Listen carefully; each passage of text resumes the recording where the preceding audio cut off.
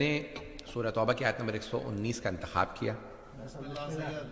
ابتدائے سورہ توبہ کے اندر بسم اللہ کی تلاوت نہیں کی جاتی، لیکن وسط میں کی جا سکتی ہے، اور اس کی آیت ہے اللہ بڑے واضح الفاظ میں فرمایا یا ایھا الذین آمنوا، خطاب ہے اہل ایمان سے۔ بسم اللہ بسم اللہ۔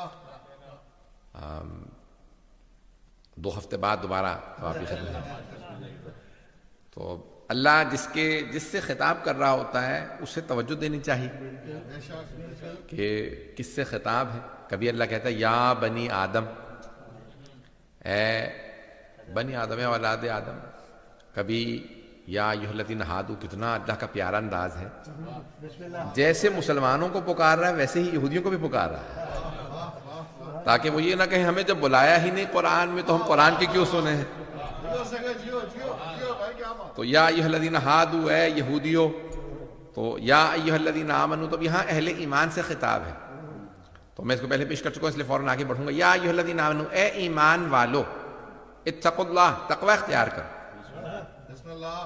تو اس کا مطلب ہے ہر مومن متقی نہیں، میں اس بات کو پہلے پیش کر چکا ہوں، توجہ ہے۔ اللہ کہہ رہا ہے مومنو متقی بن جاؤ، ہر مومن متقی نہیں ہے، نہیں تو اللہ نہ کہتا مومنو متقی بن جاؤ۔ ہر متقی مومن ہے۔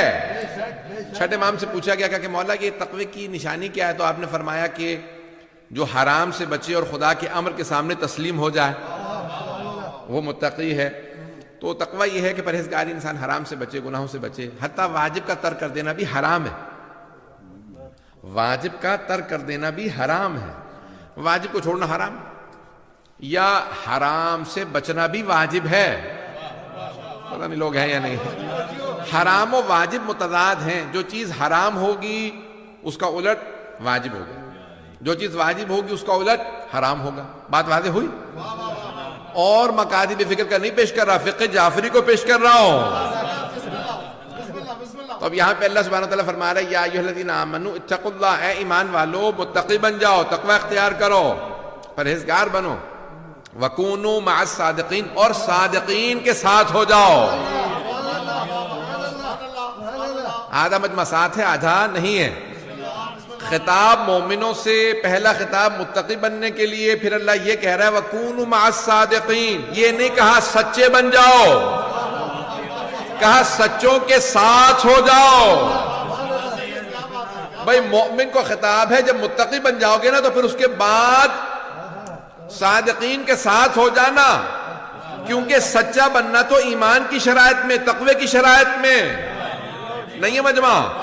بھئی اگر متقی ہے تو اس کا مطلب ہے سچا ہے، تو سچا بننے کی نہیں ہے اللہ کا مطالبہ، یہ نہیں کہ سچے بن جاؤ، کونوا الصادقین نہیں کہا سچے بن جاؤ، نہیں، کونوا مع الصادقین، کچھ ایسے سچے ہیں جس جیسا بن نہیں سکتے،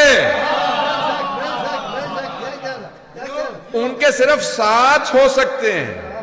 کچھ ایسے سچے ہیں، آئیں ذرا میں آپ کو کچھ پہچان کروا دوں کہ کیسے سچے ہیں۔ کچھ ایسے سچے ہوتے ہیں کہ جن کے صرف ساتھ ہو سکتے ہیں، ان جیسے نہیں ہو سکتے۔ اب نہ کہیے گا ہم جیسے، ہم ان جیسے نہیں ہو سکتے، ان کے صرف ساتھ ہو سکتے ہیں، ساتھ ہو سکتے ہیں۔ کچھ ایسے سچے ہیں، تو اب سب سے پہلے میں آپ کو سچے وہ دکھا دوں جو میدان مباہلہ میں گئے ہیں۔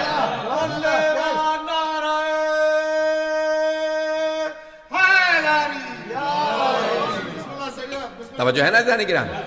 تو جو میدان مباہلہ میں گئے ہیں، اگر سبھی سچے جا سکتے ہوتے تو پھر اللہ کبھی نہ کہتا سچوں کو لے جائیے، جھوٹوں پہ ہم لعنت کریں گے۔ تو اب جو میدان مباہلہ میں گئے ہیں ان جیسے سچوں کے ساتھ ہونا۔ ایک اور بات یہاں پیش کر دوں، بھئی وہاں لعنت جو ہے وہ جھوٹوں پہ کی گئے، فَنَجْعَلْ لَعْنَةَ اللَّهِ عَلَى الْكَاذِبِينَ، پھر ہم جو ہے وہ جھوٹوں پہ خدا کی لعنت بھیجیں گے۔ تو اب یہ کون سے جھوٹوں پہ خدا کی لعنت؟ یہ کون سا جھوٹا ہے جس پہ خدا کی لعنت ہے؟ ہمارے ایک بہت بزرگ عالم دین تھے، انتقال ہو گیا، خدا خیر رحمت فرمائے، سندھ سے تعلق تھا، تو کہنے لگے کہ میں تقریر کر رہے تھے قم میں، تو کہنے لگے میں یعنی تجارت کرتے ہیں لوگ، بزنس مین ہیں زیادہ تر جو دکاندار، تو کہنے لگے مولانا یہ آپ نے آیت پڑھی ہے کہ فَنَجْعَلْ لَعْنَةَ اللَّهِ عَلَى الْكَاذِبِينَ، جھوٹوں پہ خدا کی لعنت، تو ہم تو کاروبار چلتے نہیں جب تو جھوٹ نہ بولے، تو تھوڑا بہت تو آگے پیچھے ہو جاتا ہے، تو یہ کیا مطلب، یعنی سب پہ لعنت ہے؟ تو اچھا وہاں پہ سب طلبا بھی سب تعجب کرنے لگے کہ نہیں کس کس پہ واقعی لعنت ہے، کس پہ لعنت نہیں، کن جھوٹوں پہ لعنت ہے، کس پہ نہیں. جھوٹ گناہ کبیرہ میں، لیکن آیا ہر جھوٹے پہ لعنت ہے؟ ہر جھوٹے پہ لعنت نہیں، اس جھوٹے پہ لعنت ہے جو حق کے مقابلے میں آ جائے.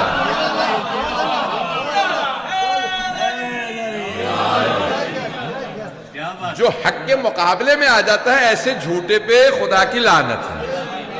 جو حق کے مقابلے میں آ جائے، سچوں کے مقابلے میں آ جائے، جو حق والوں کے مقابلے میں آ جائے، چاہے وہ مباہلہ میں ہو چاہے سقیفہ میں ہو،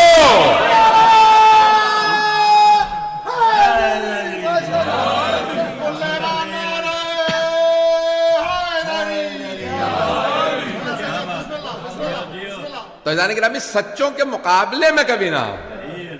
اچھا اب جو حق کے ساتھ ہوتا ہے نا، تو جب وہ حق کے ساتھ ہوتا ہے اس کی بخشش ہو جاتی ہے، کیونکہ حق کے ساتھ ہونے والا لازمی نہیں ہے کہ وہ پورا پرفیکٹ ہو، عادل ہو، ما کمال ہو. حق کے ساتھ ہے تو اس میں آہستہ آہستہ کمال آتا جائے گا. بھئی تھوڑی سی توجہ کیجئے گا. جو سورج کے ساتھ ساتھ رہتا ہے تو روشنی پڑتی رہتی ہے، جو حق کے ساتھ رہے گا اس پہ عکس آتا رہے گا. حق کے ساتھ رہنا بہت ضروری ہے. ساتھ رہو گے تو کچھ نہ کچھ اثر آئے گا، اور جس پہ حق کے ساتھ رہ کے بھی اثر نہ آئے تو اس پہ بھی لعنت ہے. پتہ نہیں بات پہنچی نہیں پہنچی.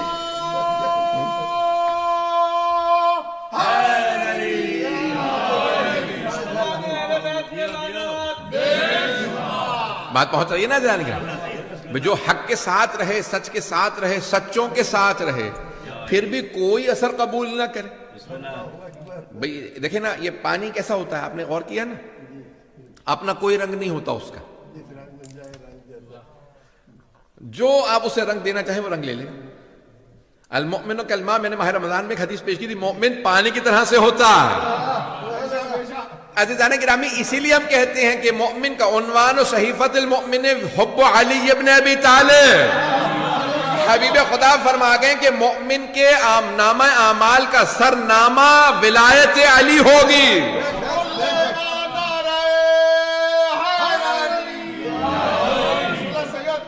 چلیے گا عزیزان گرامی. تو اب یہ حب علی جو ہے وہ صحیفہ مومن کا جو نامہ اعمال ہے، میں جو آج پوری تمہید باندھی ہے، میں جو پیش کرنا چاہ رہا تھا کہ خود ہم سے کا موضوع ہے شریف محمد کی زندگی. عزیزان گرامی اللہ نے کہا کہ سچوں کے ساتھ ہو جاؤ. صادق نبی نے دین کی بنیاد رکھی، ان کے بعد حدیث بیان کرنے پہ پابندی لگ گئی.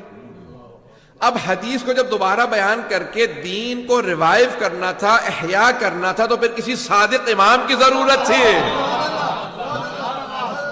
کہ وہ صادق امام اس فقہ محمدی کو زندہ کریں. تو فقہ جعفری ہی فقہ محمدی ہے، وہی فقہ علوی بھی ہے، وہی فقہ فاطمی بھی ہے، وہی فقہ حسنی بھی ہے، وہی فقہ حسینی بھی ہے، وہی فقہ سجادی بھی ہے، وہی فقہ باقری بھی ہے. اور صرف فقہ جعفری نہیں ہے، وہی فقہ کاظمی بھی ہے، وہی فقہ رضوی بھی ہے، وہی فقہ تقوی بھی ہے، وہی فقہ نقوی بھی ہے، وہی فقہ عسکری بھی ہے، وہی فقہ مہدوی بھی ہے.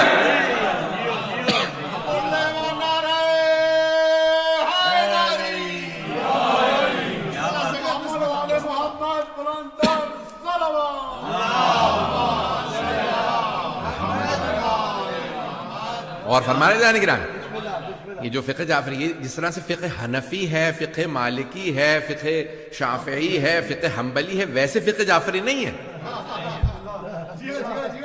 بہت سے کہتے ہیں بھئی یہ اسکول آف تھاٹ ہے، ٹکرا جائیں. یہاں تک کہ ایک صاحب نے کتاب لکھی ہے کہ اگر ائمہ اربعہ سمجھتے ہیں نا، 4 امام جنبے میں نام لیے، ائمہ اربعہ کی اگر تمام چیزوں کو جمع کر دیا جائے، میری اپنی تحقیق نہیں ہے کہ میں نے چاروں فقہوں کو پوری طرح سے اول سے آخر دیکھا ہو، ان کی تحقیق پیش کر رہا ہوں. وہ کہتے ہیں کہ اگر ائمہ اربعہ کے تمام احکام کو جمع کر دیا جائے، حرام کو جمع کر دیا جائے، تو کچھ حلال نہیں رہتا.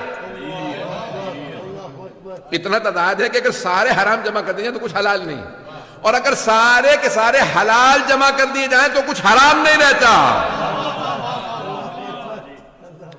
عزیزان گرامی اس طرح سے فقہ جعفری نہیں ہے. فقہ جعفری ہی فقہ علوی ہے، یہی فقہ محمدی ہے. بس میں ایک حدیث پیش کر دوں. میں سمجھتا ہوں کہ میں نے ساری کی ساری مجلس مکمل کر دی. میں پھر آگے بڑھ جاؤں گا, پھر فقہ امام صادق علیہ السلام کو پیش نہیں کروں گا, کچھ اور مطالب پیش کروں گا امام کی زندگی سے. بس یہ ایک حدیث چھٹے امام کی سن لیجیے, سے پلے سے باندھ لیجیے گا کہ چھٹے امام علیہ السلام فرماتے ہیں حرام محمد حرام الی یوم القیامہ وحلالہ حلال الی یوم القیامہ. آپ فرماتے ہیں محمد صلی اللہ علیہ وآلہ وسلم کا حرام قیامت تک کے لیے حرام ہے, ان کا حلال قیامت تک کے لیے حلال ہے. بھئی یہ اور ہوں گے جو کہیں گے کہ ہم رسول خدا کے حرام کو حلال کر رہے ہیں. یہ کھانا تھا یعنی رسول خدا کے زمانے میں حلال تھا, وہ حرمہما وعاقب علیہما, میں اسے حلال کر رہا ہوں. اور پھر اس کے بعد کہیں کہ نہیں رسول خدا کے زمانے میں حلال تھا, میں حرام کر رہا ہوں. عزیزان گرامی بھائیوں سے پوچھ لیجئے, ہمارے بھائی کہتے ہیں کہ ہم اہل سنت نہیں ہیں, ہم اہل سنت والجماعت ہیں.